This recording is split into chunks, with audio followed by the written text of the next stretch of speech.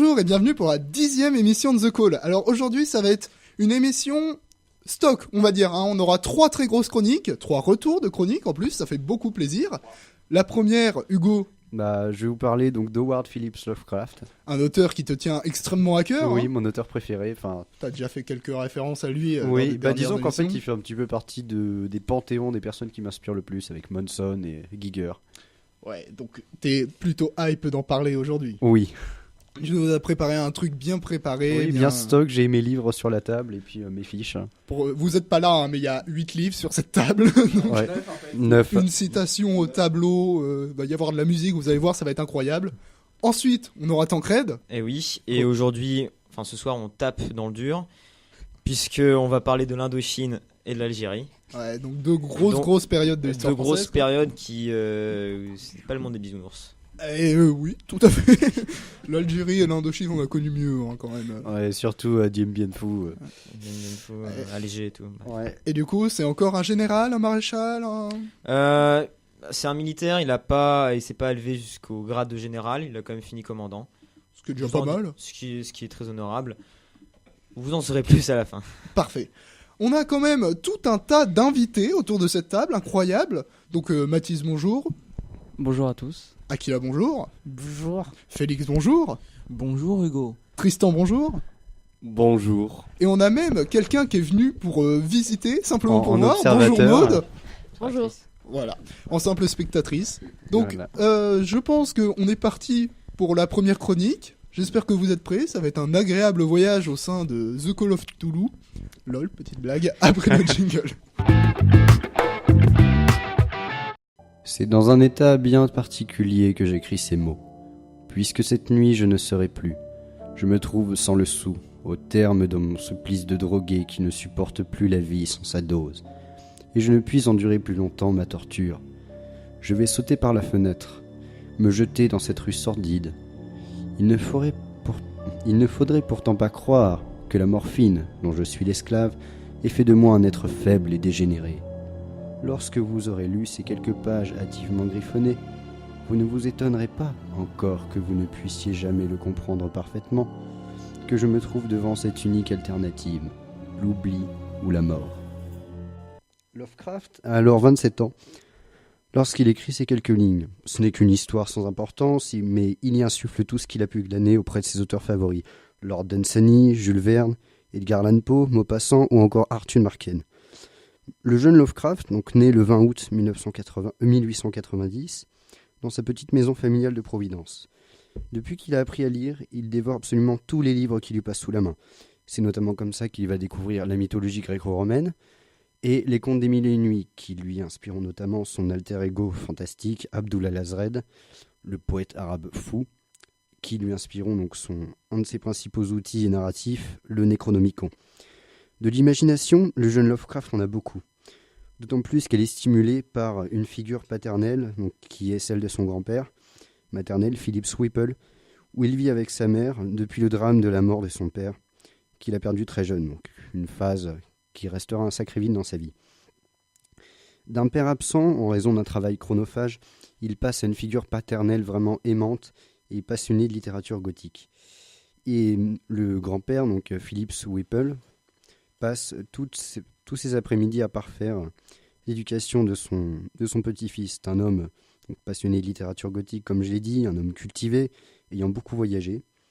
Et enfant, donc Lovecraft découvre très très tôt Edgar Allan Poe, auquel il va emprunter énormément de traits et de biais littéraires et de techniques d'écriture, notamment l'attaque en force. Donc, ce qui consiste vraiment au début du récit, c'est-à-dire y aller vraiment sans prendre de gants. Dire au lecteur, voilà, j'en ai chié, mais laissez-moi compter ce que vous ne pouvez comprendre, souvent par le biais du témoignage.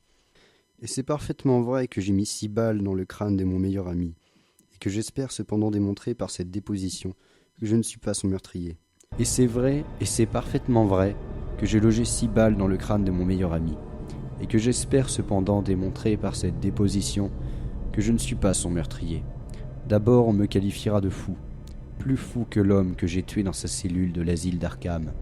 Plus tard, quelques lecteurs pèseront chaque déclaration, feront la corrélation avec les faits établis et se demanderont comment j'aurais pu croire autre chose que ce que j'ai cru après avoir croisé en face l'évidence de l'horreur, cette chose sur le seuil. Donc ce petit passage donc, de la chose sur le seuil illustre bien l'idée de l'attaque en force, qui est le tout début de la nouvelle, et qui montre vraiment qu'il pose un cadre, il montre vraiment au lecteur que voilà, j'en ai morflé, mais laissez-moi vous raconter tout ça. Et donc tout ce que son grand-père, donc Philip Whipple, ne lui apprend pas, Lovecraft l'apprend de lui-même. C'est comme ça qu'il va notamment découvrir les sciences comme la biologie, l'astronomie, la géologie. Et d'ailleurs, l'astronomie donc, lui fera réaliser vraiment l'ampleur de l'infinité de l'univers et la place insignifiante que l'homme y occupe. D'ailleurs, comme il le dira dans une de ses lettres à un de ses correspondants, notre race humaine n'est qu'un incident trivial de l'histoire de la création. L'humanité est peut-être une erreur, une excroissance anormale, une maladie du système de la nature. Il passe notamment une enfance solitaire et fragile, avec un rapport extrêmement difficile avec les autres enfants.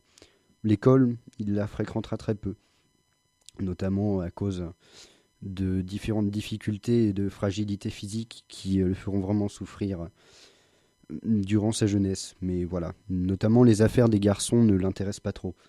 On va dire que ses affaires à lui sont plus la poésie qu'il récite à 2 ans, la lecture bien sûr, mais aussi l'écriture qu'il pratique de manière compulsive, puisant dans des sources d'inspiration qui ne tarissent jamais. Mais le 28 mars 1904, la vie le rattrape avec la mort de son grand-père, une de ses figures aimantes principales avec sa mère, et le décès de Philip Whipple met au jour les dettes dont était tributaire ce dernier. La famille Lovecraft, enfin Phillips Lovecraft, putain j'en ai marre. Phillips déménage et se retrouve totalement seul sous. Il déménage dans une petite maison de Providence, la vie où Lovecraft a toujours passé son enfance. Dévasté d'ailleurs par la mort de son grand-père, il songe plusieurs fois à se jeter dans la Barrington River pour plonger et s'y laisser mourir. Mais la partie de sa vie commence où il semble être un petit peu en pause, on va dire, à la mort de son grand-père. Il continue à écrire, mais il est un petit peu dans un état de léthargie, il n'écrit pas, il entretient un rapport d'amour-haine avec sa mère. Et l'aide viendra d'ailleurs. Disons que Lovecraft avait pris l'habitude de lire des magazines pulp, donc des petits magazines à bas prix avec des histoires d'horreur et des nouvelles fantastiques, de qualité très bonne, voire médiocre parfois. Et c'est dans une des revues The Argosy, donc là qui traite de nouvelles à l'eau de rose, où Lovecraft enverra une lettre à l'éditeur pour lui faire part de son opinion, comme quoi cela n'est qu'une soupe grotesque. Et une joute s'engage alors entre l'éditeur et l'écrivain. Robert Daas, qui était le président de l'association des auteurs et des journalistes amateurs, voit la joute qui se profile durant les semaines entre les échanges de courriers entre Lovecraft et l'éditeur, et il va reconnaître un trait d'écriture, quelque chose de très particulier dans sa manière d'écrire. Et donc il va l'inviter à New York. Vraiment c'est une main tendue pour lui parce que ça lui permet de s'échapper de Providence et de la relation d'amour-haine qu'il a établie avec sa mère, et ça va, on va dire, le requinquer un petit peu. Donc durant sa petite période à New York, il va notamment créer son propre magazine, The Conservative. Il conseille ses collègues dans leurs écritures, joue aussi le rôle de ghostwriter en retouchant leurs nouvelles. Et il reprend également l'écriture. C'est notamment là qu'il va commencer, donc durant l'été 1917, où il écrit successivement La Tombe et Dagon. Dagon est un des recueils de nouvelles dont j'ai cité un des passages au début. En 1919, le sort le rattrape et sa mère, prise de violentes crises d'hystérie, est internée au Butler Hospital le 17 mars 1919, l'hôpital de Providence où son père est mort. Et elle mourra le 21 mai 1921, ce qui est vraiment difficile à vivre pour le jeune écrivain. Lors d'une conférence d'écrivains à Boston, c'est un petit peu une seconde chose salvatrice qui va vraiment encore le remonter, puisque la vie de Lovecraft, c'est vraiment montagne russe, c'est-à-dire la vie le rattrape, il remonte, etc. Et c'est à cette conférence d'écrivains à Boston qu'il rencontre Sonia Avgreen, donc, qui est une femme toujours souriante, vraiment qui aime le contact avec les gens. En gros, elle est vraiment tout ce que Lovecraft n'est pas. Et en plus, elle est juive et ukrainienne. Et Lovecraft, se contentant de suivre les mentalités de l'époque, est très raciste. bien que le racisme de Lovecraft soit un sujet très complexe. Car le bonhomme est très paradoxal lui-même, il admettra un jour avoir pris pour argent comptant les illusions et les préjugés traditionnels du milieu et de l'époque américaine. D'ailleurs, Guillermo del Toro, dont ce dernier s'inspire énormément des travaux de Lovecraft, dira un jour de son sujet que tous les artistes et les œuvres d'art sont le produit de leur temps. Lovecraft reflétait beaucoup les idéaux américains de cette époque.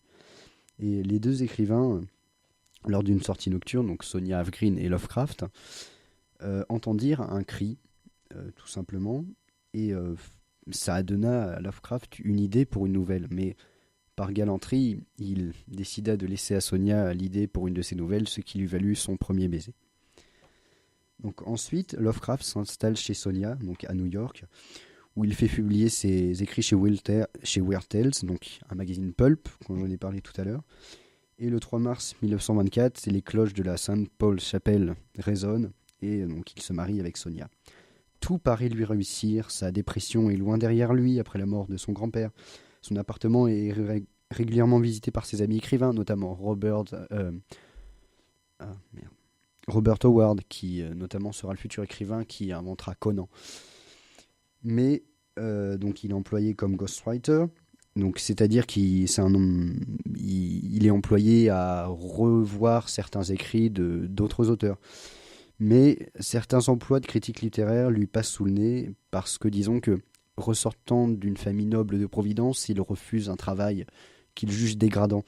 Et donc, ces travaux de critique littéraire qui lui passeront sous le nez lui rappelleront la période où il n'avait aucune estime de lui, et on va dire que sa xénophobie se fait de plus en plus ressentir, même si Sonia et ses amis écrivains ne feront que lui rappeler à l'ordre. Mais 2 années plus tard, Sonia perd sa boutique et peu de temps après, Lovecraft doit d'abord aller déménager dans un appartement encore plus petit de New York, loin du quartier de Brooklyn où il habitait. Et le souci, c'est que il va se retrouver dans une ville qu'il déteste au plus haut point. Pourtant, Sonia lui rend visite, ses amis également. Mais on va dire que l'isolement est d'une autre nature. À New York, c'est lui l'étranger. Frappé par l'évidence, il écrira « Il paraissait que ma venue à New York était une erreur.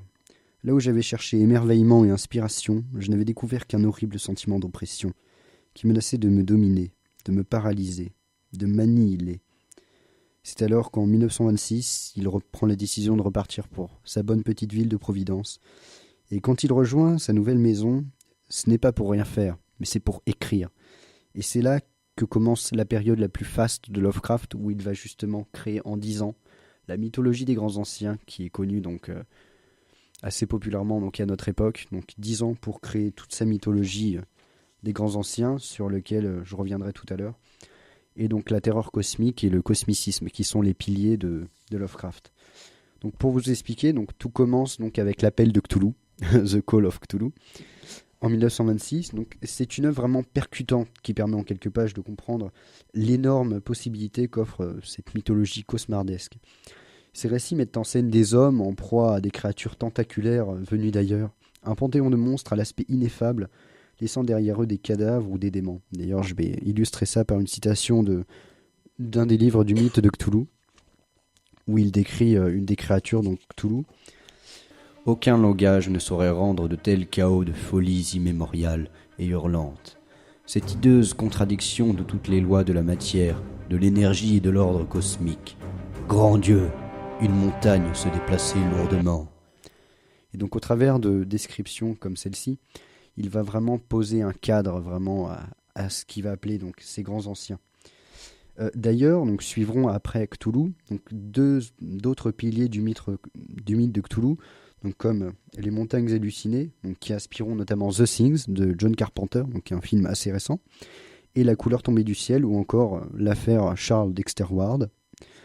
Donc dans ce bestiaire fantastique, avec ces grands anciens, donc les grands anciens, ce sont, il évoque des dieux dans ses écrits, des dieux oubliés, jadis endormis, notamment dans l'un de ses outils narratifs que j'avais évoqué au début, le Necronomicon, où il dira « N'est pas mort ce qui a jamais dort, et au-delà des airs étranges peut mourir même la mort. » C'est-à-dire que ces dieux endormis ont vaincu la mort par leur immortalité et reviendront un beau jour pour terrasser l'humanité et la servir. Comme on le retrouve là-dedans. Un beau jour. Un beau jour. Et donc dans le réveil de ces grands anciens, The Elder One, comme dans la version anglaise, sera vraiment terrible. Donc on retrouve vraiment des noms tirés, que ce soit de la mythologie égyptienne phonétiquement. Donc on a Azathoth, donc un despote aveugle qui contrôle l'univers, Yog-Sothoth, son pendant infini, Shub-Niggura, un être complètement dévorant qui dévore tout ce qui se passe sur son passage, un petit peu à l'image des vers mécaniques dans Terraria. On a aussi Nyarlathotep, la prononciation fait penser quand même à des noms égyptiens, la mythologie égyptienne, donc qui est le chaos rampant, The Crawling Chaos. On a aussi Cthulhu, donc, qui est vraiment connu dans la culture populaire, une immensité verte et tentaculaire. Donc ce sont des races supérieures, antédiluviennes, cachées dans des cités cyclopéennes. Et donc pour ce qui est du cosmicisme ou l'horreur cosmique, c'est une terreur qui est totalement au-delà de la compréhension humaine, ce qu'il avait compris il y a bien longtemps en découvrant l'astronomie. L'homme est un grain de poussière, l'humanité y est ici totalement insignifiante. Ce n'est rien qu'un amas de créatures sans importance face aux grands anciens ou à des forces cosmiques. Dans les histoires de Lovecraft, les protagonistes mettent complètement leur santé mentale en danger, et donc le résumé du cosmicisme pourrait se résumer par cette citation du début de l'appel de Cthulhu. La chose la plus miséricordieuse en ce monde, je crois, c'est l'inaptitude de l'esprit humain à corréler tout ce dont il est témoin. Nous vivons sur une île placide d'ignorance, au milieu de noires mers d'infini. Et cela ne veut pas dire que nous puissions voyager très loin. Les sciences, chacune attelée à sa propre direction, nous ont jusqu'ici peu fait de tort. Mais rassembler nos connaissances dissociées nous ouvrira de si terrifiants horizons de réalité, et la considération de notre effrayante position ici-bas.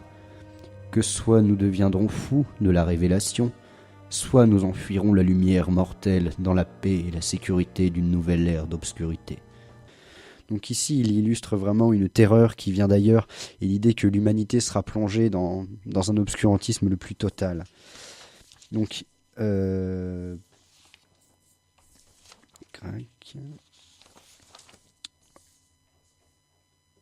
voilà.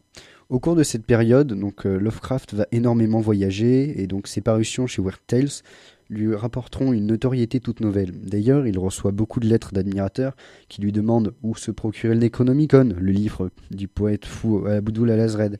Mais celui-ci répondra gentiment que ce n'est que fiction. On le questionne également sur ses ouvrages, comme la prononciation exacte des noms cyclopéens dans ses écrits, donc ce qui est affiché au tableau. Et celui-ci répondra, et c'est un concept que je trouve vraiment très original. Je pense que si tu nous dis il est au tableau, il faut que tu nous le lises. En fait, c'est totalement, justement, l'explication va venir dans le passage. C'est-à-dire que ce qui est écrit au tableau, donc c'est assez connu des fans de Lovecraft, cette prière, ce culte à Cthulhu, donc c'est une prière pour invoquer Cthulhu.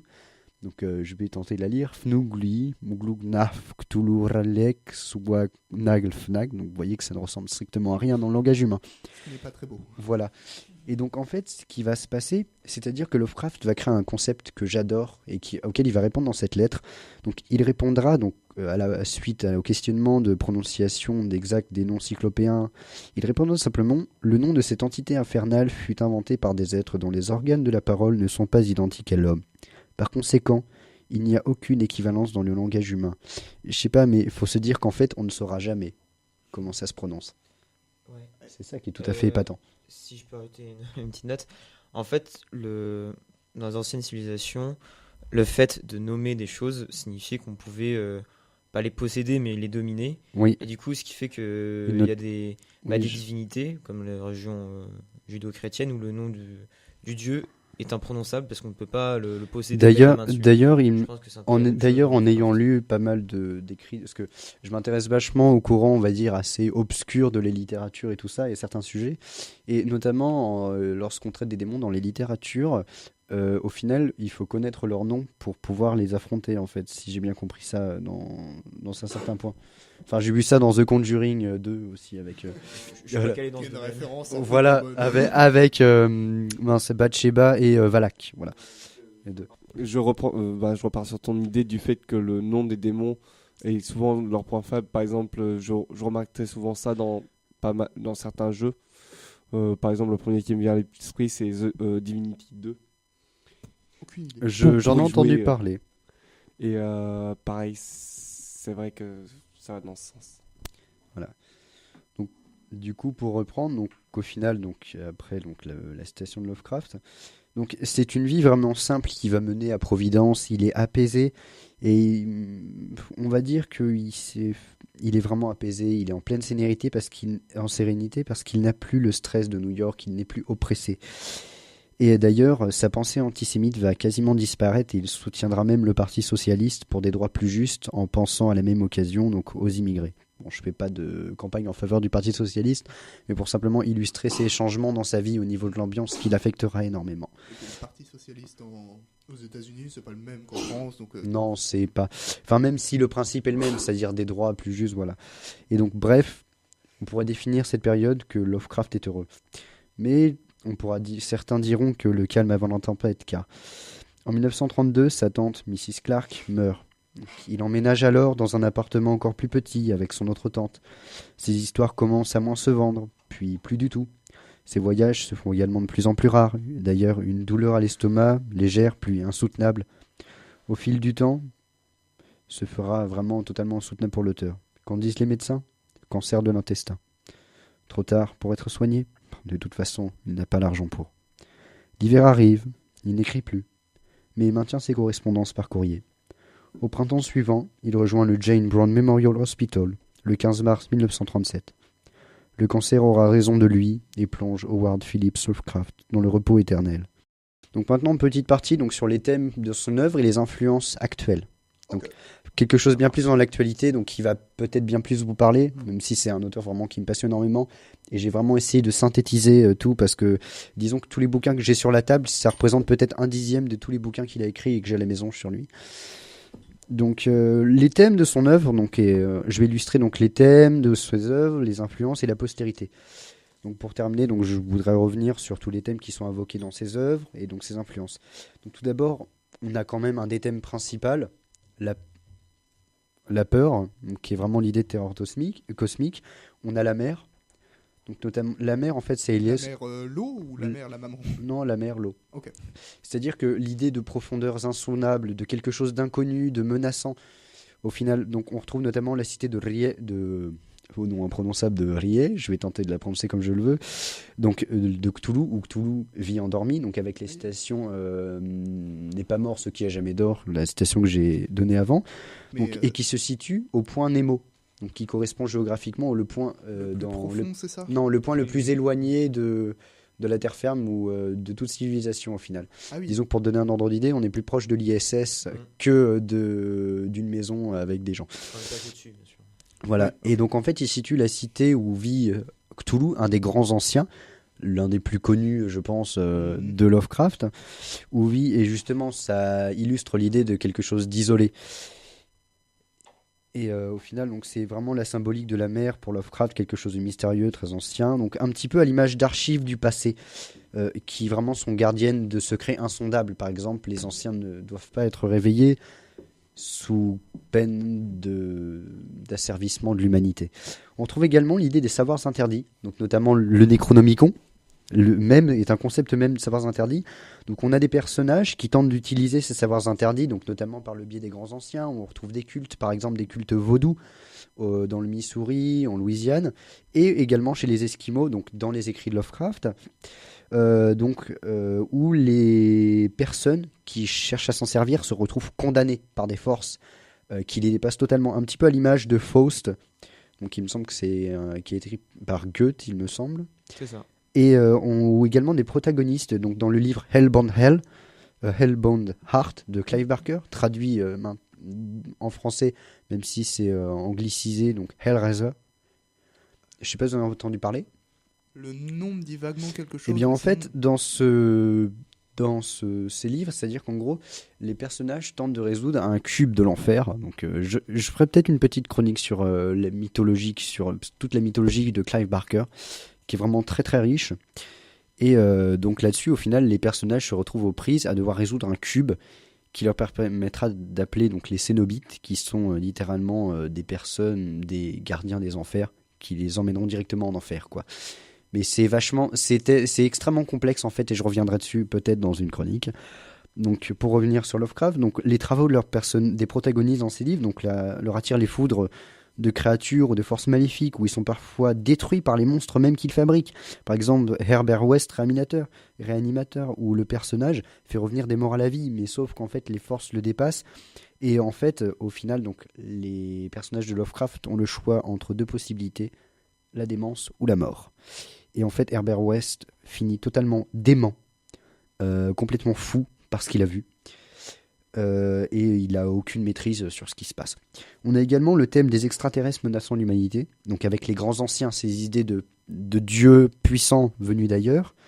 Donc ces grands anciens, créatures antédiluviennes, donc bien plus anciennes qu'aucune langue humaine ne pourrait compter, bien plus vieilles que les briques de Babylone, comme il le dira dans La Cité sans nom. Venus à servir ou anéantir l'humanité au pouvoir incommensurable, comme Cthulhu, dans l'appel de Cthulhu, comme la cité des Shoggoths dans les Montagnes hallucinées, que je vous invite à lire d'ailleurs, qui est extrêmement bien et qui m'a fait débuter la lecture de Lovecraft. Et oui, je n'ai pas commencé par l'appel de Cthulhu. Le thème de la culpabilité héritée aussi, donc c'est-à-dire l'impossibilité pour les descendants d'une lignée d'échapper aux marques laissées par les crimes de leurs aïeux. C'est-à-dire que ça va constamment rester sur eux et ils vont devoir le payer. Donc notamment le cauchemar d'Innsmouth, la peur qui rôde, ou encore l'affaire Charles Dexter Ward, qui est d'ailleurs une œuvre autobiographique de Lovecraft, dissimulée par les biais d'un autre personnage, parce que lui-même se considérait comme un écrivain maudit, faisant référence au romantisme. D'ailleurs, le romantisme et le fantastique l'auront énormément influencé dans ses écrits, surtout Poe. Et Maupassant, oui, un écrivain français, il a quand même influencé dans ses œuvres. Donc, on retrouve également le thème du destin implacable, où au final, on retrouve l'idée que l'humanité est complètement impuissante face à ce qui se passe, en opposition avec l'idée que l'humanité actuelle a la maîtrise totale sur son environnement. Même si, à l'époque, ils n'avaient pas la même vision, étant donné que Lovecraft a quand même passé les 3/4 de sa vie début du XXe siècle. On a également le thème donc, de la civilisation menacée, donc avec l'idée d'un effondrement cyclique qu'on retrouve donc, avec les Shoggoths, donc, qui sont une civilisation de grands anciens qui s'est elle-même effondrée, un peu le reflet de la civilisation actuelle. Donc on retrouve dans les Montagnes hallucinées. On a aussi les risques de l'ère scientifique, parce que bien que Lovecraft soit passionné par les sciences, on va dire qu'il a une vision assez réactive sur certains thèmes.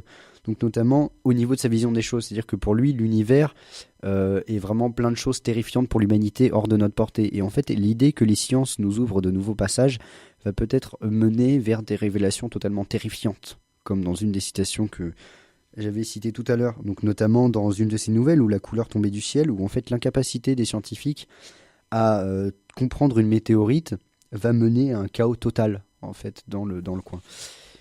Et donc pour les influences et la postérité, donc déjà c'est considéré comme l'un des plus grands écrivains fantastiques du XXe siècle, mais fondateur du fantastique moderne. D'ailleurs il sera nullement réplicable, parce que c'est considéré vraiment comme une singularité, ce mec. C'est considéré comme un des meilleurs écrivains américains. Oui. C'est un des meilleurs. Et d'ailleurs, ce qui est quand même dommage, c'est que Lovecraft a toujours voulu avoir du succès à son époque. Et au final, il n'aura eu qu'à la postérité, enfin, à titre posthume. Comme beaucoup d'artistes. Voilà. Voilà. Et en fait, vraiment, il a influencé toute une constellation d'artistes, d'auteurs, d'écrivains. Donc, il y a Guillermo del Toro, donc j'ai cité un des passages. Stephen King, forcément. On a John Carpenter, donc avec The Thing, qui est un film en fait où ça reprend l'idée de des montagnes hallucinées, ou la montagne de la folie suivant les traductions en français. On a également Hans Reddy Giger. Je ne sais pas si vous le connaissez, cet homme est un monument. Vous voyez les architectures qu'on retrouve dans Prometheus, dans Alien. Vous voyez les architectures mêlant chair et mécanisme qu'on retrouve dans le film Prometheus, dans Alien, même la structure du xénomorphe. C'est ce mec qui a inventé tout ça. Voilà, encore une petite chronique à faire un peu plus courte sur lui. Notamment, il rendra, je vous invite à regarder d'ailleurs certaines de ses œuvres qui sont fantastiques. Il lui rendra d'ailleurs un hommage donc, dans plusieurs de ses œuvres où il le représentera caché parmi sa foule de chair et de mécanismes. Et aussi une série d'œuvres qu'il intitulera Necronomicon, en hommage à Lovecraft. Et donc après, on va passer donc, dans le domaine d'influence d'actualité qui nous toucherait peut-être un petit peu plus, donc jeune public. Donc on retrouve dans les jeux vidéo, donc les jeux vidéo intitulés directement L'Appel de Cthulhu, qui est sorti l'année dernière, que j'ai absolument adoré. Donc ça reprend, ou il y en a d'autres par exemple qui reprennent l'idée d'espèces intelligentes supérieures à l'humanité, comme par exemple les moissonneurs dans Mass Effect. En fait c'est vraiment l'humanité est à l'aube de ses débuts, enfin même plus avancé qu'à notre époque, de ses débuts dans l'espace. Et au final, les moissonneurs, qui sont de civilisation bien plus avancée, viennent briser cette avancée. On retrouve également l'idée des Forerunners dans Halo 4 et 5. Dans les jeux vidéo Bloodborne, certains concepts et créatures donc, font référence à l'écrivain, ainsi que le nom de la ville de Yharnam, en fait, qui vient de Gotham, la ville maudite des comics, mais qui sera elle-même héritée d'Arkham, qui est une ville fictive inventée par Lovecraft, donc notamment l'asile d'Arkham, la prison des fous. Au final, c'est un petit clin d'œil à Arkham, la ville de Lovecraft où en fait tout le monde devient fou. C'est un petit peu comme un petit clin d'œil, une représentation miniature. Donc elle-même dérivée de la ville fictive qui fut inventée par l'auteur. Et pour finir, donc au niveau des jeux vidéo, on peut également parler. Donc là, c'est Skyrim, c'est un de mes jeux préférés. Donc j'ai terminé tous les DLC. Parler du DLC Dragonborn. Donc qui reprend, on peut pas parler donc du coup de Lovecraft sans parler du DLC Dragonborn de Skyrim, donc où on y retrouve notamment de nombreux éléments où les habitants sont asservis par un grand ancien entre guillemets qui est sous les traits d'un prince d'Aedra. Ouais. Donc d'ailleurs l'idée des Daedra est héritée de ça. Sauf que là en fait ça va encore plus loin parce qu'en fait déjà c'est par le biais du rêve et tout en sachant que dans les nouvelles de Lovecraft les grands anciens font passer les rend les gens déments par le biais du rêve. Du cauchemar plutôt. Du cauchemar et du rêve, ce qu'on retrouve ici notamment dans une de ses nouvelles et recueils, donc les contrées du rêve ou par-delà le mur du sommeil. Donc Hermaeus Mora, donc, qui est un prince d'Aedra, donc de l'île de Solstein, de DLC Dragonborn, est en fait un personnage tentaculaire avec des yeux, et donc il est bardé de tentacules et il vit dans un des plans d'Oblivion nommé Apocrypha, qui il me semble, si mes compétences grecs anciens sont bonnes, qui signifie caché. Apocryphe. J'en ai aucune idée. Ah bon, je pensais que tu aurais su, Tancred. Désolé. Donc caché, l'idée de quelque chose. Et en fait, Hermaeus Mora, c'est le gardien de toutes les connaissances, et notamment du savoir interdit. Donc, ce qui reprend pas mal de concepts chez Lovecraft, donc notamment dans une bibliothèque cyclopéenne, donc, où il fait allusion au savoir interdit. Et tous les hommes qui tentent d'y avoir accès sont déments ou meurent, en fait. Parce que c'est quelque chose qui les dépasse, qu'on retrouve encore chez Lovecraft. Donc Apocrypha qui signifie caché. Et d'ailleurs, la bibliothèque d'Apocrypha, donc c'est une bibliothèque univers et qui n'est pas sans rappeler la nouvelle de Jorge Luis Borges, qui est un auteur, il me semble, latino, dans le concept de la bibliothèque de Babel, dans son recueil de nouvelles fictiones, qui est vachement intéressant à lire. On retrouve également donc Cthulhu et notamment Cthulhu donc dans Terraria. Dans Terraria, il y a Cthulhu. Bah oui, je sais pas, mais bon, œil de Cthulhu. Non, mais j'ai pas joué à Terraria, je sais que avec en fait, on trouve pas mal d'éléments de Cthulhu surtout. On a aussi du coup également le jeu de société, le jeu de rôle, l'appel de Cthulhu. Voilà. Bien joué. Et dans les comics, donc comme je l'ai dit, donc il y a Gotham qui est hérité de la ville d'Arkham. Donc ce sont vraiment deux villes maudites qui se peintent la violence avec le clin d'œil donc à l'asile d'Arkham, comme je l'ai dit avant, et à l'image des protagonistes qui deviennent totalement déments pour certains. Et je terminerai juste par l'épitaphe qui se trouve sur son monument funéraire. Donc il ne faut pas oublier que Providence, c'est une ville où il a passé 45 ans des 47 années de sa vie. Et je terminerai juste là-dessus. I am Providence. Voilà. Okay. Eh bien... Voilà. Donc, si vous avez éventuellement des questions ou autres... Oui, j'en ai une. Vas-y. Attends, Gotham, c'était pas dans Batman ? C'est une vraie ville qui existe ? Non. Il a pas suivi. Non, en fait, pour expliquer, c'est-à-dire que Lovecraft a créé énormément de lieux fictifs qui se recoupent dans ses œuvres. Parce que si vous lisez ses œuvres, notamment, il a créé 3 cycles, donc le cycle de l'horreur, donc dans ses premiers écrits, le cycle onirique, donc en rapport avec les rêves, le sommeil, les cauchemars, et le cycle de Cthulhu. Et en fait, au final, quand tu lis tous les récits du cycle de Cthulhu, c'est vraiment quelque chose qui s'enchasse parfaitement. Et notamment le Necronomicon qui y fait référence et qui nous aide dans la lecture de ça, ce qui est un outil narratif, hein, c'est une fiction. Même si certains y croient, et notamment Aleister Crowley, croyait que c'était vraiment un manuscrit de savoirs antiques, voilà, tout le bazar. Et donc en gros, Arkham, qui est un lieu fictif, donc notamment où il situera l'université du Miskatonic, donc où il situera notamment des professeurs, parce que ces personnages sont vachement basés sur des scientifiques et tout ça au final, donc la science, il utilise vraiment énormément de choses rationalistes pour en fait le rationalisme contre la folie. Et au final, donc il y a Arkham, ça a donné le nom, ça a été la ville d'Arkham de Lovecraft a inspiré Gotham pour en fait au niveau de la structure de la ville même, mais si jamais tu veux des explications, je t'expliquerai ça au pire après, et qui a elle-même inspiré Yharnam, la ville où se situe l'action de Bloodborne. Pour ceux qui aiment bien la franchise des Souls et Miyazaki qui est quand même pour moi Oui, il s'appelle Miyazaki, le mec. Ah oui, c'est pas le même. c'est pas le Non, même. non, Ouais. je vous rassure, c'est pas le même que Hmm. Studio Ghibli. Non, non. Ouais, non, parce que l'ambiance, c'est pas la même. Non, non, C'est non, pas- je vous rassure. Et renseignez-vous, il s'appelle bien Miyazaki. Enfin, je me souviens plus de son prénom. Miyazaki, c'est assez courant, je Ouais. crois. Oui, c'est très court. Et donc, du coup, je vous renvoie là-dessus. Et c'est vachement intéressant. Mais je pense que l'intégralité de la série des Souls a été extrêmement influencée Ouais. par dans l'univers, l'ambiance. Ouais, et d'ailleurs, je tiens juste à revenir là-dessus. Même si avant Lovecraft était quand même quelqu'un d'assez connu, avec une popularité qui a augmenté, il était vachement connu, surtout dans une sphère quand même assez réservée de personnes qui connaissaient vraiment son univers. Sauf qu'il y a une chose dont j'ai peur, c'est qu'actuellement, on retrouve de plus en plus de traces de mythes de Cthulhu et de Lovecraft qui viennent s'imprégner dans la culture populaire. Alors, c'est une bonne chose parce que ça permet de populariser ça, mais j'ai peur par là qu'on perde l'essence même de son travail, en fait. Que ça se perde là-dedans. En fait, c'est ça dont j'ai peur. C'est-à-dire qu'il y a un message à travers ça, il y a un travail, c'est un auteur de génie. Et je pense que pour le contrôle, véritablement, il suffit pas d'aller... Autant les jeux vidéo sur Lovecraft, il y en a certains qui ont été réalisés avec brio, où il y a Autant- vraiment des références qui sont magnifiques, et il faut vraiment avoir lu pour comprendre. Autant My Little Cthulhu, où Voilà.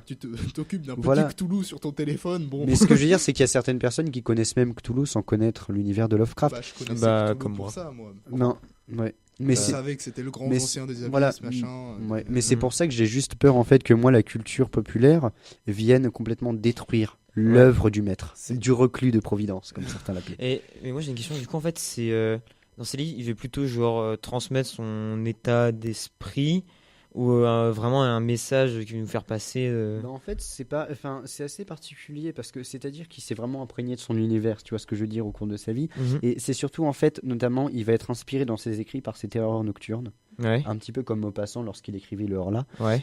Et au final, c'est quelque chose il va vraiment baser sur ses terreurs nocturnes, l'univers du cauchemar. Et aussi, quand il était gamin, la mythologie l'a énormément influencé. Et d'ailleurs, quand il était petit, chose assez rigolote, il va se revendiquer païen et romain. En gros, il va se revendiquer adepte des dieux romains quand il était petit. Au final, c'est quelqu'un qui est complètement décalé. Pour moi, ça reste vraiment une singularité de l'écriture. Mais du coup, si je peux rebondir sur ta peur tout à l'heure, que tu disais que ça devienne quelque chose Un objet de marketing plutôt que... Pas de marketing, mais c'est juste que déjà Lovecraft c'est un univers extrêmement complexe à rentrer Oui, dedans. extrêmement Quelque chose, complexe. c'est pas comme un petit truc sympa que tu peux te lancer tout Bah, de suite disons avoir que, les bases. disons que même s'il y a énormément de sagas qui sont passionnantes, on va dire que lire la saga Eragon ou Game of Thrones c'est bien plus facile que de s'imprégner Bien dans sûr. l'univers de Lovecraft. Personnellement, moi j'ai mis 2 ans pour lire la totalité de ses livres. J'ai lu des tonnes de documents, enfin j'ai vu des tonnes de documentaires, j'ai lu énormément de travaux sur lui, notamment Michel Houellebecq qui a écrit des bouquins assez pertinents sur lui. Et c'est vraiment l'effet au final qu'il aura. Et c'est un personnage qui est très complexe. Résumer tout ça en peu de temps dont je l'ai fait là dans ma chronique, c'est vraiment, je dirais pas un exploit, mais c'est dur. C'était vraiment très dur de synthétiser tout ça parce que j'aurais pu en parler pendant des heures et des heures. Mais c'est quelque chose qui arrive toujours avec le succès, c'est que tu vas avoir les puristes qui connaissent, les connaisseurs, Oui, et ceux qui connaissent de loin, mais c'est pas forcément une mauvaise chose, c'est juste que oui, en plus des gens qui connaissent vraiment, qui apprécient le oui. excusez-moi parler, Courage, Hugo. une œuvre compliquée, Retrouve ta langue, mon cher. qui apprécient l'univers, tout ça, qui s'y investissent. Et simplement les gens qui disent lol, Cthulhu, il a des tentacules, c'est marrant. Oui, Les deux existent et peuvent tout simplement vivre ensemble, c'est pas un problème. oui, mais C'est si pour tu veux pour le... Absolument la même chose pour Oui. tout ce qui existe et qui est connu. Oui, je comprends tout à fait ce que tu veux dire, mais si tu veux, j'ai tellement de considération pour son travail que ça me fera mal de voir que certaines choses seraient écorchées comme ça. Ouais. Quand, Je sais pas, Mais- je sais pas si tu vois ce que je veux dire, mais je Bah, suis, enfin, en tant que mec qui est vraiment Mm. dans la culture jeux vidéo, bon, quand je croise les gens en mode ah, les jeux vidéo, Mario pour les enfants, là, oui, voilà, je vois ce que tu veux dire. avec vos Mais manettes à 2 boutons. Mais- Ouais, mais bon après, genre moi j'ai peut-être de savoir, mais voilà, je connaissais Lovecraft, je connaissais Cthulhu, mais honnêtement je pense pas un jour lire ses livres. Ah non, mais tu peux tout. Moi, parce je que- veux bien parce que- celui que tu conseillais en premier là. Parce que tu vois Celui-ci l'ambiance Monsieur, je peux te les filer, tu me les que avec les, enfin Si les jamais, thèmes. si jamais t'en veux d'autres, je te les. Faites ça hors style. Alors en fait, je te. Ça va faire chier avec là au montage. Il était en train de dire. Ouais. Mais je disais, enfin, je pense pas un jour lire ces œuvres parce que, enfin, tout simplement l'ambiance avec les thèmes que tu as abordés comme les grands anciens Ouais, je vois. et tout, c'est comment dire, c'est une doctrine qu'il a eue au cours de sa vie auquel moi je Bah, en fait, c'est pas une Je suis doctrine. pas forcément. Je comprends tout à fait ton Ouais, choix, en fait. j'adhère pas. Quoi. Même si c'est pas une doctrine, c'est plus vraiment de la créativité Mm. littéraire. Lui-même ne Oui, croyait pas aux grands mais- anciens, c'est simplement que Ouais, c'est je un sais, univers mais qu'il genre a que créé, c'est quoi. les. T'as la façon de le prendre comme une doctrine, Mm. et tu as la façon de le prendre simplement comme un pur univers fictif. Si tu le prends Ouais, comme la mais- façon d'une doctrine, comme certaines personnes le font, Oui, il y en a les, beaucoup. a- les- Mais non, mais les adeptes, Pas Notamment, doctrine dans le sens notamment, secte, notamment mais- ce, Oui. pour revenir sur ce que tu disais par rapport aux adeptes, il y a énormément de personnes qui croient que le Necronomicon est un véritable recueil qui a été écrit Non, en 789 par Je Abdul croyais al-Azraq. ça à la base. Au tout début, je pensais que le Necronomicon était un vrai livre machin Ouais. écrit. Bah non, en mais fait- ouais. Non, en fait, c'est vraiment comme je t'ai expliqué, lorsqu'il était Oui. petit, il avait inventé des jeux de rôle, et il va, après avoir lu notamment les contes des Mille et une Nuits et par lesquels il va être captivé, il va tout simplement inventer son alter ego fou, Abdul al-Azraq. Mais Donc- c'est juste pour dire qu'en Voilà. gros, tu peux avoir une idée d'un truc et croire des choses fausses. C'est et ça. ainsi- C'est ça. mélanger Mais- tout. Quoi. Et, Mais non, ouais. pour juste pour me corriger, il n'a pas été, enfin, selon Lovecraft, il n'a pas été écrit en 789, mais en 730 à Damas. Oh. Non, en fait, je veux dire, c'était pas dans le sens de ceux qui croient que le Necronomicon, c'est vraiment un livre avec des invocations et tout, mais genre juste enfin je veux dire, l'univers qui a été S'en influencé, imprégner.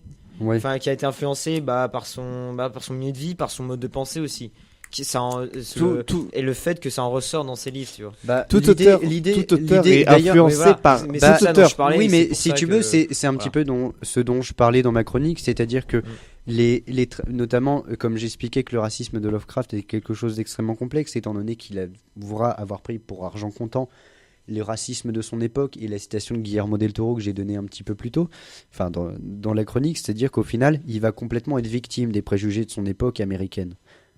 Et voilà, c'est-à-dire que lui-même le reconnaîtra. Il est victime de tout ça. Nous-mêmes, nous sommes victimes des préjugés de notre époque, Oui. sans nous en rendre compte. Mais donc, Tancred, je voudrais revenir sur ce que tu as dit. Donc, en gros, toi, ton problème, c'est que, en fait, en gros, tu veux pas lire Lovecraft parce que t'as peur qu'il pense pas pareil que toi. Mais non. Non, C'est ce que j'ai non, compris. mais de ce Félix, que t'as dit. ouais, Félix, ouais, Félix, doctrine, Félix. c'est les pensées de Non, non, l'époque c'est et juste parce tout. que Donc, je vais pas lire Non, parce non, que mais c'est c'est pas parce mon que Félix, c'est pas pour prendre la défense de Tancred, mais je respecte tout à fait le choix de Tancred. Il y a des lectures que Tancred pourrait prendre que moi je lirai pas forcément. Ouais. C'est juste son choix. C'est un C'est choix ça, Sa personnel. manière de le dire m'a un peu Non, gêné, mais en fait. c'est juste parce que je vois l'ambiance d'après ce que m'a dit Hugo, puis Oui, même, c'est- genre, j'ai un moment, j'ai dit, ah, ça a l'air cool tout ça. Et je me dis, en fait, le fait, par exemple, genre, qu'il y a des grands anciens qui nous dominent. Bon, je dis pas parce qu'il dit pas, c'est un con, il croit qu'il y a des extraterrestres, mais. Non, parce qu'il il croyait pas lui-même. Ça, je sais bien, j'ai bien compris le truc. Mais juste le Il- fait, c'est que c'est on va dire, son mode de pensée qui est retranscrit à travers ses livres, c'est le cas pour tous les auteurs, bah, tout simplement, je n'y adhère pas. Oui. Après, bon, peut-être, mais. Non, je comprends Voilà. tout à fait ce que tu veux dire, mais c'est vraiment, on va dire, depuis que je suis gamin, j'ai une constellation de personnages qui vont vraiment m'inspirer. Je me suis vraiment inspiré, que ce soit dans les arts, la culture, vraiment quelque chose, surtout sur la scène horrifique, ou vraiment quelque chose de très obscur, les parties noires de l'art, vraiment, ce qu'on trouve pas forcément, les recoins un petit peu sombres, les petites ruelles cachées de l'art, en fait. Moi, je suis vraiment vachement inspiré par des mecs comme Giger, comme Clive Barker, Lovecraft. On a aussi Gottfried Vine qui aura fait notamment qui est juste un génie au niveau, tous les médiums qui touchent au niveau de l'art, c'est un génie, ce mec. Il aura fait quand même des trucs pour Scorpion, Rammstein, Monson. Il y a quand même Alfred Kubin aussi, genre il y a des choses dont je reparlerai plus tard, mais c'est vraiment toute une constellation qui m'ont vraiment inspiré là-dessus, quoi. Ok. Mais Voilà. Tancred, ce que tu m'as répondu, je vois toujours pas la différence avec ce que j'ai dit. Moi, ce que j'ai entendu de ta réponse, c'est vraiment, il pense pas comme moi. Félix. Donc non. Non, c'était pour lui répondre. Donc, faut qu'il finisse. Pour que je... Ok. Félix. je Arrête. peux répondre. Ouais, vas-y. En gros, à mon avis, ce que essaye de dire Tancred, c'est que quand t'écris une œuvre, de toute façon, t'y mets un peu de toi. Oui. Une œuvre où il n'y a pas de toi, ça C'est- ne sert à rien, c'est nul. Oui. L'art choque parce que l'art est fait pour choquer. L'art est un point d'interrogation, comme le disait Marilyn Manson. C'est très beau. Et donc, évidemment, si le point de vue de Lovecraft, il n'y accroche pas, ce qui peut être normal, c'est le but d'un point de vue, quand Lovecraft va écrire ses personnages, il va leur faire prendre des actions, machin, en fonction de ce qu'ils veulent leur faire dire. Oui. Il n'y a rien qui est... pas inouï... Inné. Non. Merde, qui arrive par hasard. Ah oui, c'est-à-dire qu'il n'y a pas de coïncidence, c'est-à-dire Voilà. que tu y mets de toi-même au final Tout quand tu écris. T'as une conséquence et a été réfléchie. Donc, Ouais. Et quand l'auteur te plaît pas, parce que dans ses idées, évidemment, ce qu'il va écrire, ça va aller contre tes idées. Donc, évidemment, ça va être Oui, bien sûr, irritant. mais- C'est- Bien sûr, mais Hugo, il y a ce qui s'appelle l'ouverture d'esprit. Oui, mais Et tu alors, peux découvrir juste- des gens qui pensent pas Tu pareil sais- que toi tu et sais, essayer de Félix, comprendre leur Félix- mode de pensée. Félix, tu sais, ça amène à un paradoxe. L'ouverture d'esprit, je suis tout à fait d'accord avec ça, qu'il faut être ouvert d'esprit au maximum. Sauf que disons qu'en fait, ça va être un raisonnement par l'absurde. C'est un petit peu comme l'amour et la haine. C'est-à-dire que si tu aimes tout le monde, au final, ça perd de sa qualité. Alors que si tu es capable de haine et d'amour envers chaque personne en les dosant, les deux sentiments auront autant de qualité. C'est exactement la même chose. C'est-à-dire que si tu sais t'ouvrir d'esprit sur un certain champ et déprécier certaines choses, je te demande pas d'avoir une toute petite ouverture d'esprit et de tout apprécier, mais voilà. Oui, mais moi, Et- ce que je dis, Ouais. c'est qu'il devrait lire avant de juger, quoi. Alors, Parce pour- que là, il ok. dit non, je vais Bon, même pas lire. attends, En Hugo gros, souhaite. Ce que Tancred pense, c'est il respecte totalement Oui, Lovecraft. mais Il j'avais trouve que également c'est une contre- grande, une grande œuvre. C'est juste qu'il a pas envie. Voilà. Oui, mais Et- c'est, oui, ouais, mais c'est, et- c'est ce que je disais tout à l'heure. C'est Ah bah pas oui, pour mais- défendre Tancred, mais chacun a ses choix aussi. Et, pour terminer sur une Vas-y. petite touche d'humour, Et on termine. je ne vais pas lire Mein Kampf, mais c'est pas parce que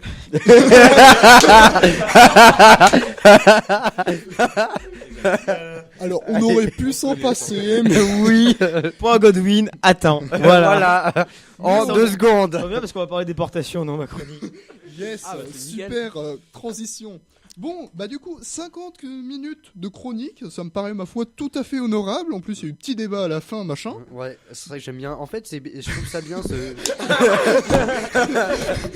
Toi, on passe à la chronique suivante. Voilà. Merci. Surtout qu'elle va durer aussi longtemps, donc. Allez, du coup, maintenant vous avez toutes les clés pour comprendre Lovecraft, c'est très bien, mais maintenant on repart dans notre histoire à nous, l'histoire contemporaine, après le jingle avec Tancred. Tancred, aujourd'hui tu vas nous parler de, si j'en crois le tableau, Élie de Saint-Marc. Voilà, tout à fait. Élie de Noix de Saint-Marc. Donc l'histoire que je vais vous raconter, si on changeait un peu les noms, les dates et les lieux, on pourrait croire que ça serait une sorte de une de ces tragédies grecques pathétiques avec un prologue, un acte 1, un acte 2 et un épilogue. Et pourtant, c'est une histoire vraie. Alors, je vais essayer, avec mes modestes mots, de vous raconter cette histoire douloureuse, mais à la fois passionnée. Mais sachez bien qu'aucun mot ne pourra résumer ce que lui a vécu, comme bien d'autres qui ont été emportés dans toutes ces guerres qui sont terminées comme on le connaît, l'Indochine par Dien Bien Phu, l'Algérie avec toutes ces milliers de victimes. Sachant qu'il y a eu des milliers de victimes dans les deux camps, ce qui est tout à fait horrible. Et oui, c'est ça le plus horrible. Alors, donc Élie de Noix de Saint-Marc est née le 11 février 1922 dans la région de Bordeaux. Ses parents, comme vous le doutez à son nom, tirent leur nom justement d'une origine aristocratique. Élie de Noix, de son vrai nom, Élie de Noix de Saint-Marc, naquit le 11 février 1922 dans la région de Bordeaux. Comme vous pouvez vous en douter, il a une petite descendance aristocratique et vit pour le moins confortablement. C'est un enfant pour le moins timide, en retrait, qui compense cela par en faisant beaucoup de sport et en lisant beaucoup. Il s'imprègne notamment de héros dont je vous ai déjà parlé, comme Lyautey ou Bournazel, mais aussi d'autres héros plus contemporains comme Mermoz ou Joseph Kessel. Alors, même si dans la famille il n'y a pas de vocation militaire, comme c'est le cas pour Jean Delattre de Tassigny, Tu fais plein de croisements entre tes chroniques, c'est incroyable. ah oui, et là il va en avoir. Même s'il n'y a pas une vocation militaire, il est quand même impressionné et envie de s'engager dans l'armée pour découvrir des terres étrangères. Il a, on va dire, l'appel du large, comme on peut dire. Mais malheureusement, 1939, début de la Seconde Guerre mondiale, Élie de Saint-Marc veut s'engager, mais son père l'en empêche. De ce fait, il n'a que 17 ans. Et d'autant plus que quelques mois plus tard, en 1940, il voit parader dans Bordeaux les troupes allemandes de la Wehrmacht. L'armistice est signé et la ligne de démarcation coupe précisément donc, sa maison et laquelle il vit et leur maison de vacances. Et par jeu, il va s'amuser à franchir régulièrement cette ligne.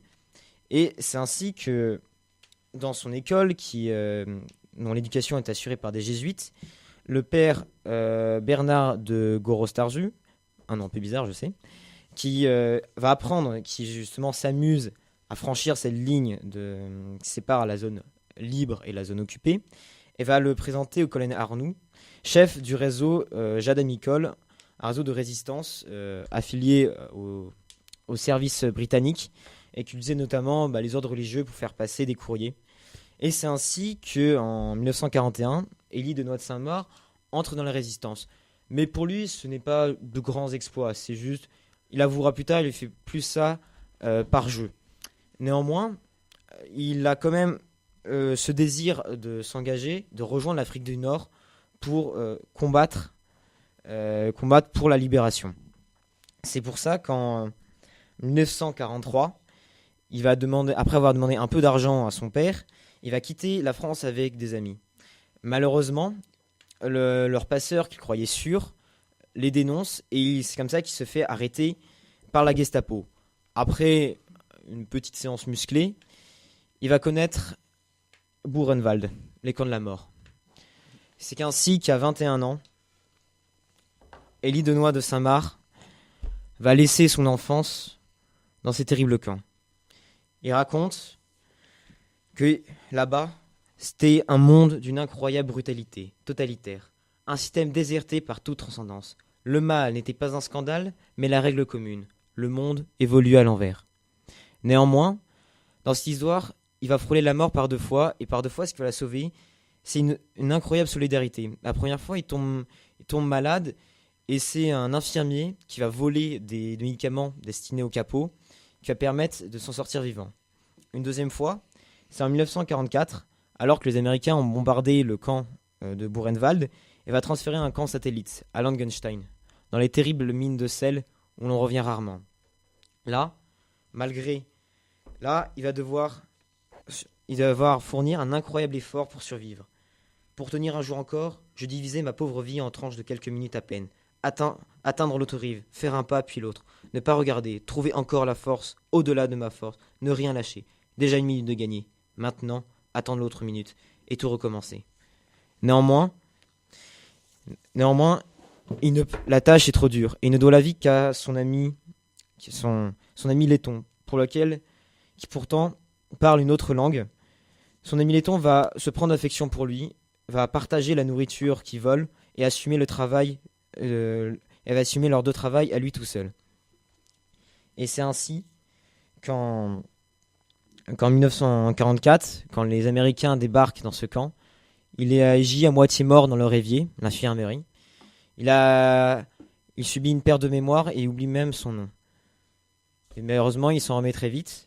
Et 2 mois plus tard, en juin 1945, il rentre enfin chez lui.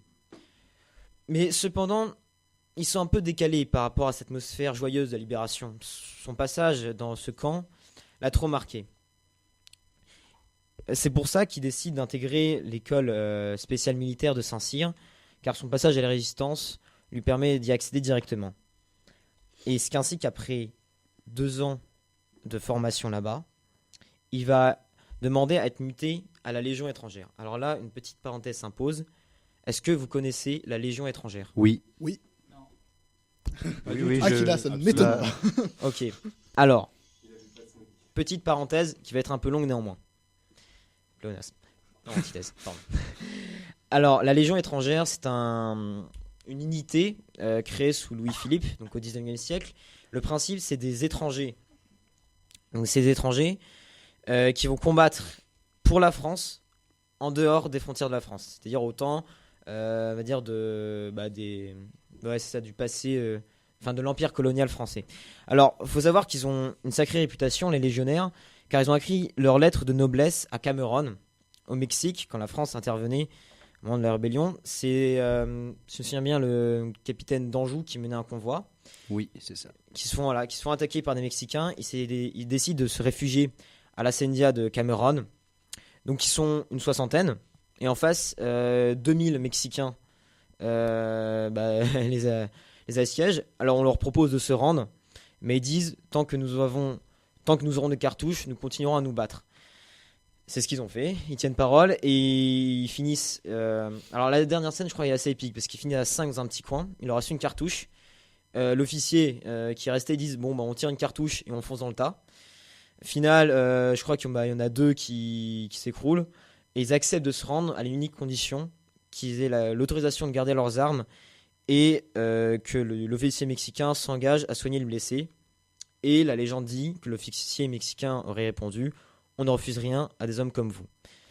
C'est pour ça que depuis l'expression faire Cameron, surtout dans les légions, ça signifie combattre jusqu'au bout.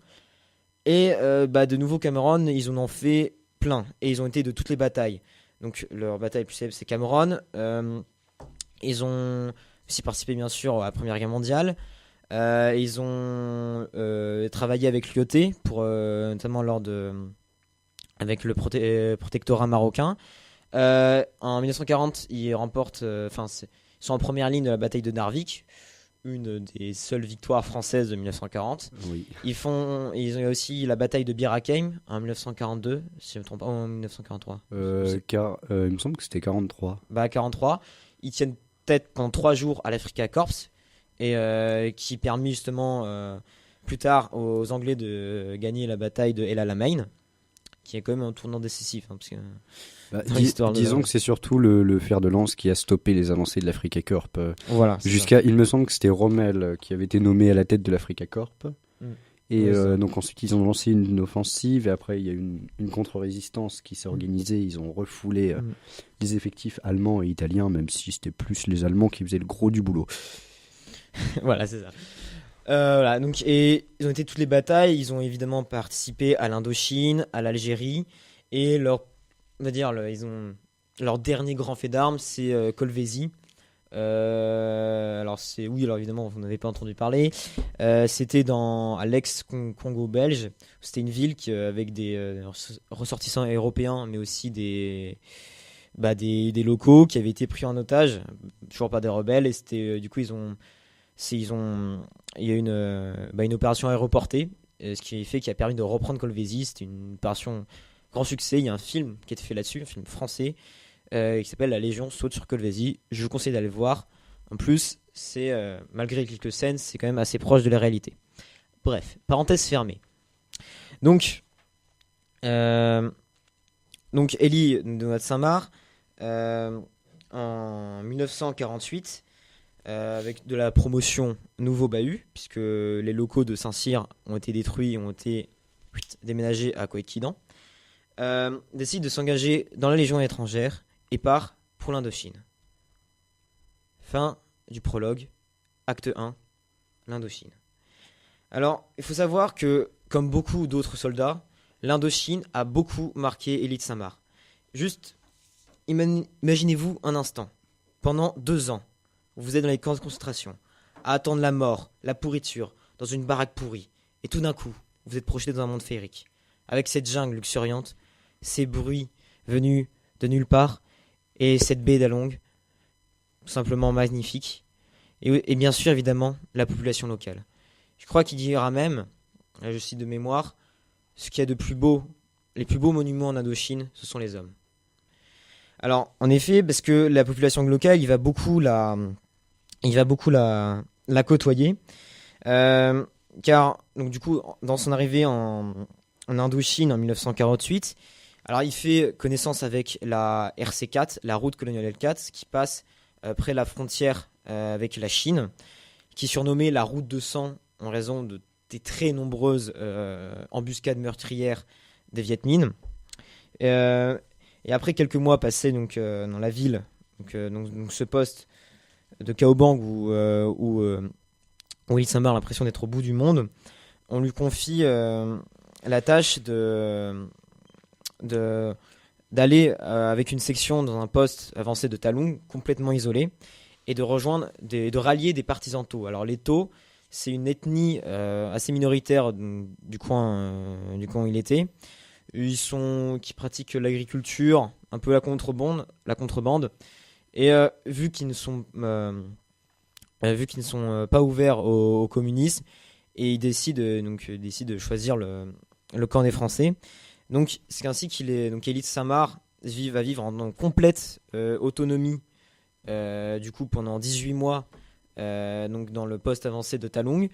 Il va rallier près de 200 partisans donc des supplétifs locaux. Mais il va aussi rallier tous les villages environnants. Il va vraiment vivre avec eux, s'imprégner de leur culture, apprendre leurs mœurs, apprendre leur langue.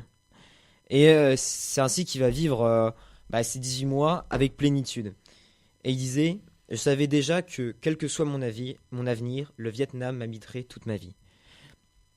Et notamment le fait qu'il vit vraiment à quelques centaines de mètres de la frontière chinoise. Et du bout de ses jumelles, il voit le poste chinois en face de lui hisser le drapeau communiste. C'est-à-dire qu'à cette époque-là, ça va être un tournant dans la guerre d'Indochine, puisque Mao Zedong, arrive au pouvoir en Chine. Oui, avec la fuite de Chiang Kai-shek à Taïwan. Voilà, en Taïwan. Et donc la Chine maintenant est communiste et va soutenir les Viet Minh qui vont maintenant être entraînés et armés. Ça aura ses conséquences. Et notamment le fait que, vu qu'ils sont à la frontière, vraiment la frontière chinoise, les hauts dirigeants français craignent que la pollution va devenir intenable. Et donc, ils ordonnent le repli de tous les postes avancés. Et c'est là qu'une scène assez déchirante et très douloureuse pour Lee Tsamar va produire. C'est-à-dire qu'en 1950, on lui donne l'ordre de repli. Il donne l'ordre de repli. Il se replie avec ses légionnaires, les 200 partisans Tho et leurs familles. Mais il est obligé d'abandonner les villageois avec lesquels il avait promis sécurité. Sachant qu'il savait très bien que quand les Viet Minh arriveraient, il leur ferait pas de cadeau. C'est vrai que ça serait soit les camps, soit la mort. Et c'est là, donc il embarque tout le monde dans le camion et il raconte une manière très poignante. Les images de cet instant-là sont restées gravées dans ma mémoire, comme si elles avaient été découpées au fer, comme un remords qui ne s'atténuera jamais. Des hommes et des femmes qui m'avaient fait confiance, que j'avais entraînés à notre suite, et que les légionnaires repoussaient sur le sol. Les mains qui s'accrochaient aux ridelles recevaient des coups de crosse jusqu'à tomber dans la poussière. Certains criaient, suppliaient, d'autres nous regardaient simplement, et leur incompréhension rendait notre trahison plus effroyable encore. Dans le camion, les légionnaires, blessés de toutes les guerres, regardaient le plancher. Ils n'osaient pas se dévisager.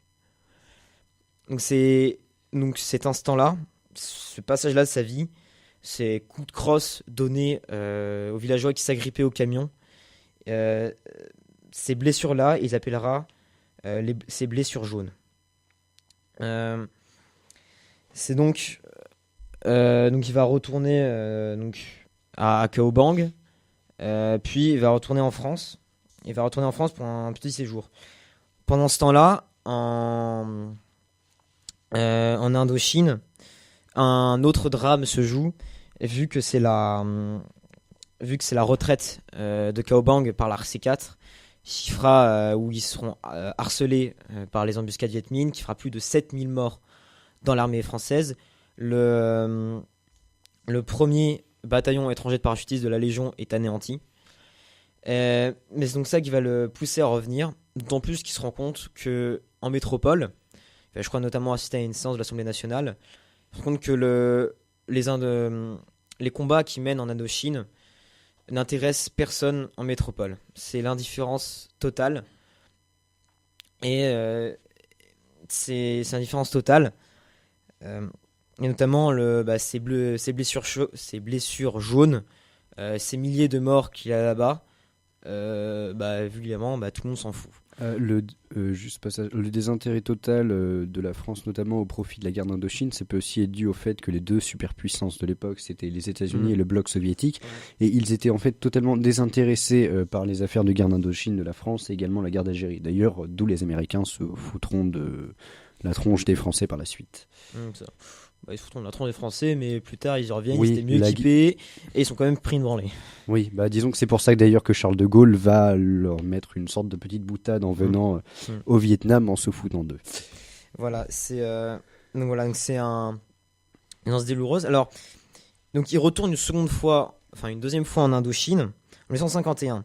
Il prend la tête du 2e bataillon étranger de parachutistes, toujours à la Légion, qui est basé à Hanoï. Donc, Hanoï qui est aussi une de ces villes qui va le fasciner comme tout le reste du pays. Cette époque correspond aussi où Jean Delat de Tassigny est envoyé en Indochine. Oui, je fais des liens. Plein de liens. Alors c'est là, donc il va prendre... Donc c'est là, alors évidemment, Jean Delat après tous ces désastres, tous ces échecs, Jean Delat de Tassigny, si vous vous rappelez ma précédente chronique, va enfin remporter une victoire. Je crois que c'est la bataille de Vigné, si je dis pas de bêtises. Il va notamment prendre le commandement de la 2e compagnie indochinoise de parachutistes de la Légion étrangère. Donc c'est donc des armes, donc des locaux, des Vietnamiens qui sont engagés dans les forces françaises. Il va mener plusieurs opérations, notamment la bataille de Nha San, qui l'on dit fut un Dien Bien Phu en plus heureux, puisque ça s'est terminé par une victoire française. C'est là aussi qu'il va mener plusieurs opérations, toujours dans ce milieu quand même assez hostile, puisque c'est la jungle indo-chinoise.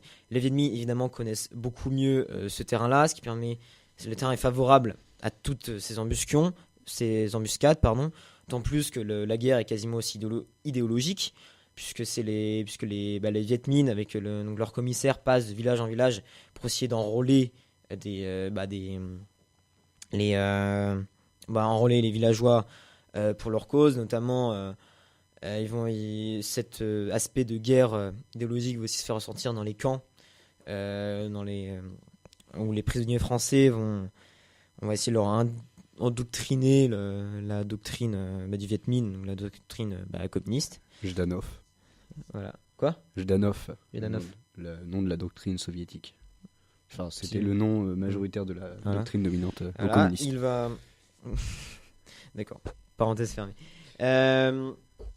Il va avoir aussi plusieurs hommes donc sous ses ordres, et il y en a un qui va particulièrement le marquer, c'est l'adjudant Baudin. Alors c'est pas ce nom n'est connu que par Élie de Saint-Marc, et il dira: je n'ai jamais connu un homme de tel courage, d'une telle noblesse, la véritable, celle qui vient du cœur et du métier des armes. Il faut savoir que c'est là, encore une fois, on voit toutes les épreuves que va vivre de notre Saint-Marc, notamment en côtoyant cet adjudant Bonin qui va sauter sur une mine. D'ailleurs, je crois que ses dernières paroles seront mieux vaut que ce soit moi que l'un de mes hommes. Et plus tard, il ne faut pas qu'il voie ça, parce qu'il avait tout le bas du corps arraché par une mine. Il va notamment être sous les ordres du chef de bataillon Rafali, qui est très audacieux, malheureusement trop audacieux, puisque c'est ça qui causera sa mort. Et il dira même, c'est au milieu de tous ces morts, de toute cette souffrance, qui va petit à peu se découvrir lui-même. Ce qui est paradoxal au contexte de la guerre. En fait, il y a une phrase que j'aime bien qui dira: celui qui a connu la guerre ne peut jamais l'aimer. C'est le sang, les larmes, l'injustice et la puanteur. Mais c'est aussi une fraternité qui est celle du sang. Les mots de fidélité prennent alors tout leur sens. Et c'est, je pense, là je rejoins ce que je dis en début de chronique, aucun mot ne pourra résumer vraiment ce que tous ces hommes ont réellement vécu. Voilà, donc, revenons à nos moutons. Il va aussi, en 1953, il va intégrer le 11e régiment parachutiste de choc, qui est au service des services secrets français. Il va donc, alors évidemment, c'est des services secrets, donc on ne sait pas trop les activités qu'il a menées. On pense que c'est en lien avec l'Indochine. Néanmoins, malheureusement, en 1954, c'est la bataille de Dien Bien Phu. Et du coup, Élie de Saint-Marc demande à participer à cette bataille. Il va suivre un entraînement au cours duquel il va intégrer le premier bataillon étranger de parachutistes. Il devient ce qu'on appelle un béret vert. Malheureusement, quand il peut enfin intégrer, la bataille de Dien Bien Phu est perdue, ce qui signe aussi la fin de la guerre d'Indochine, qui signe la séparation du contre le Vietnam Nord et le Vietnam Sud, qui débouchera après sur la guerre du Vietnam avec les Américains. C'est ainsi alors on le charge de reconstituer tout le bataillon de légionnaires qui a été décimé à la bataille, et mais pendant ce temps, en Algérie, lors de ce qu'on appelle la Toussaint Rouge, il y a des violents événements qui se produisent. C'est donc le début de la guerre d'Algérie. C'est ainsi qu'il doit quitter donc l'Indochine pour toujours. Et une phrase assez poignante: il me semble parfois vivre en exil, loin d'un pays où je ne suis pas né. Fin de l'acte 1, début de l'acte 2, l'Algérie. Donc, malheureusement, on va devoir s'arrêter là parce qu'on est à court de temps. Mais du coup, l'acte 2, grand 2, l'Algérie, de l'histoire de Élie de Saint-Marc, ça sera la semaine prochaine. Ah bah non, attends. Après les vacances. Après les vacances. Après les vacances, oui. Après une longue pause. Parce que simplement on n'a pas le temps. Mais du coup, on va essayer de faire en sorte que les deux émissions, les deux émissions sortent ensemble. Oui, voilà, que ça soit un truc cohérent, quoi. En attendant, on espère que ça vous a plu, cette émission. C'était, ma foi, à mon avis, très intéressant. En plus, il y avait plein de monde, c'était cool. Ouais, c'était sympa. Et oui. Nous, on va avoir le bac blanc qui va arriver et les vacances. Donc, on va avoir 3 semaines de trou. Blanc. Trois finalement. semaines blancs, blanches, Comme le bac blanc. Qu'est-ce que c'est bien. Et ce qui veut dire que pendant les vacances, On est resté sage. pendant les vacances, Voilà. pendant les Ne vacances, t'inquiète pas qu'à la prochaine émission, ça va chier pour toi. pendant les vacances, je verrai pour éventuellement préparer une petite chronique plus courte que celle de Lovecraft, parce que c'est vraiment quelqu'un qui me passionne, sur Giger ou éventuellement sur Clive Barker. Et voilà, on Ouais, vous hype en plus pour la semaine. Et la moi, prochaine je sais fois. aussi trouver genre quelques images ou de choses Et pour j'ai une très incruster belle- au montage. J'ai une très belle image de Lovecraft. Très bien. Normalement, ça sera une magnifique émission. Bon, en tout cas, nous, on espère que cette émission vous a plu. On vous dit à dans 3 semaines. Pour Au Ensuite, revoir. Nous au prochain vous remercions épisode. pour cette Au écoute revoir. et à bientôt. À la prochaine. Goodbye. À la prochaine. Bon, on arrête.